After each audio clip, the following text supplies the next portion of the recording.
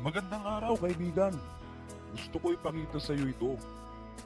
2 boxes to wealth, wealth building business in Sante International under Empower First Community. Paano mo magagawa itong negosyo? Simple lang. Gamitin mo lang ang produkto at ishare mo sa mga taong kakilala mo.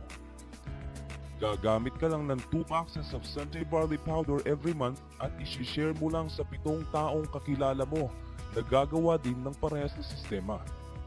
Ang business system ay ganito.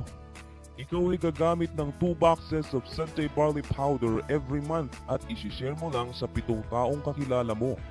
Sila ngayon ang tatawagin na level 1 mo. Ang 7 taong kakilala mo naman ay magsishare din ng negosyong ito sa tig-7 din nila. At magiging 49 na ang members mo sa business system. Sila ngayon ang tatawaging level 2 mo. Ang 49 members mo naman ay magsishare din sa tig-7 taong kakilala nila. At magiging 343 na ang members mo. Sila ngayon ang tatawaging level 3. Ang 343 members mo naman ay mag-share sa tig-7 taong kakilala rin nila. At magiging 2,401 na ang members mo. Sila ang tatawaging level 4. At ang level 4 mo ay mag-share sa 7 taong kakilala din nila. At magiging 16,807 na ang members mo. Sa 7 taong gumagamit ng 2 boxes of Sante Barley, ang komisyon mo kada tao ay 80 pesos. All in all, kikita ka ng 560 pesos every month. Sa level 2 mo naman ay mayroon ka 120 pesos na komisyon kada isang tao. All in all, kikita ka ng 5,880 pesos every month. At sa level 3 mo naman ay magkakaroon ka ng 40 pesos na komisyon kada isang tao. At kikita ka ng 13,720 pesos.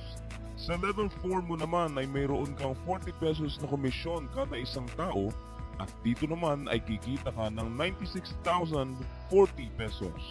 At ang panghuli, sa level 5 ay mayroon kang 40 pesos na komisyon kada isang tao. Dito naman ay kikita ka ng 672,280 pesos.